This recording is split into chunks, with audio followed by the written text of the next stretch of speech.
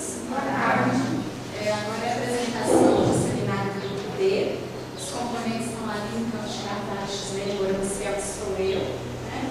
Nós vamos falar sobre o surgimento dos números complexos, a trigonometria, a função exponencial e o logaritmo.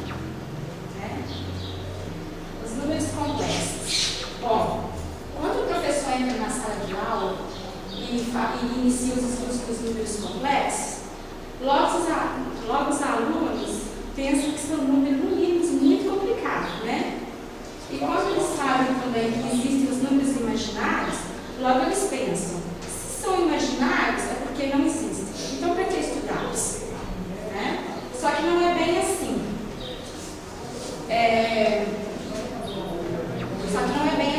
E esse seminário nós vamos mostrar, né, o porquê, como que surgiu os números complexos.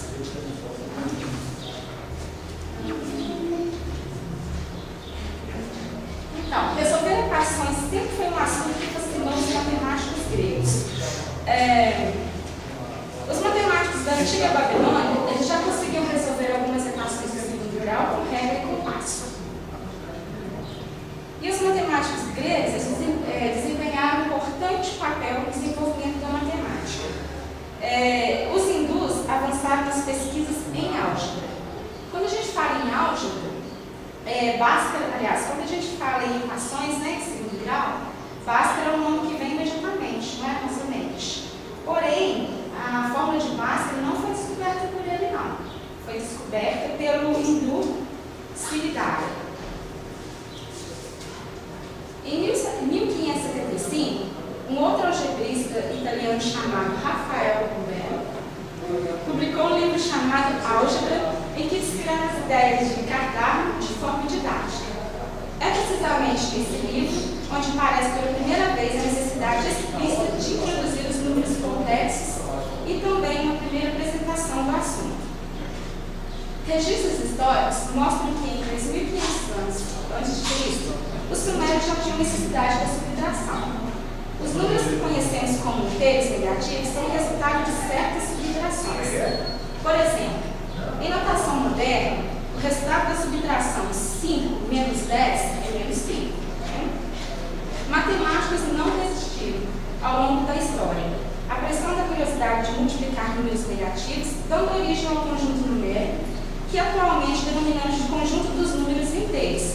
O 0, mais menos 1, mais menos 2, mais menos 3, mais menos 4 em diante. Né?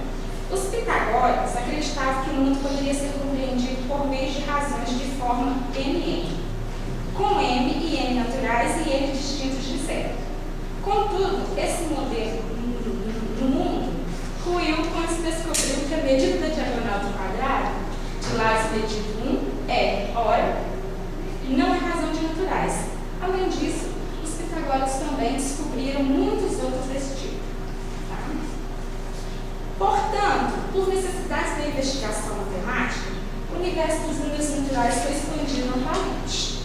Durante o desenvolvimento da álgebra da Idade Média, os matemáticos italianos exploraram vários tipos de equações e classificaram suas soluções.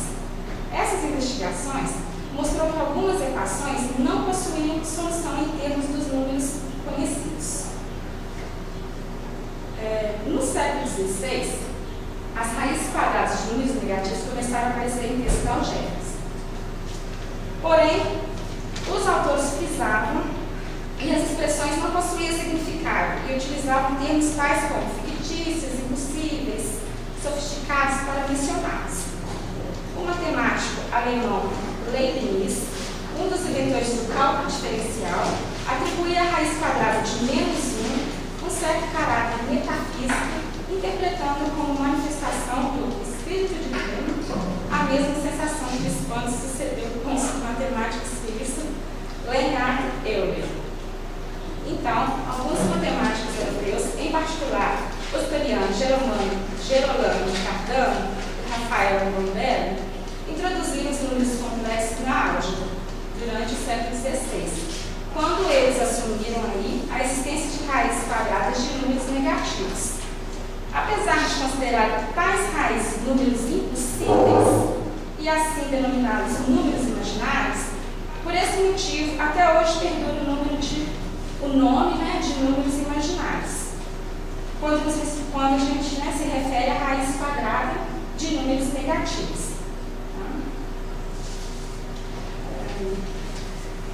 E os matemáticos também, eles costumam representar os números reais como pontos em uma reta denominada de reta real, onde cada ponto corresponde a um único número real, e a cada número real associa um único ponto dessa reta. Como a raiz quadrada de um número negativo ela não pode ser representada nessa reta, persistiu um impasse até o século XIX. O primeiro a propor uma visualização dos complexos, identificando-os como os pontos do plano bidimensional, foi o autodidata norueguês Caspar Wester, em 1797.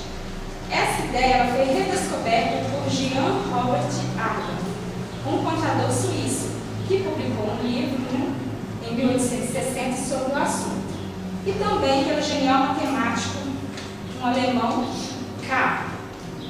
Como era possível associar um ponto da reta real à raiz quadrada de um número negativo, a questão foi resolvida associando-se aos números imaginários, os pontos sobre uma reta perpendicular, né, à reta real, passando pelo ponto zero e dessa forma criando um sistema de coordenadas cartesianas. Então, gente, os números imaginários ou complexos são uma das tantas abstrações matemáticas que facilitam o cálculo e a resolução de muitos problemas. Em vários campos científicos e técnicos, né, eles são utilizados durante o desenrolar do problema e quando se quer extrair dados concretos para aplicar na realidade, quando se transpõe o resultado em número complexo para o resultado em número real, que é o que podemos, né, medir. Na realidade, todo número complexo está composto de duas partes, uma parte real e uma parte imaginária. Quando queremos extrair o resultado para aplicá-lo às nossas medições no mundo físico, usamos só a parte real do número complexo.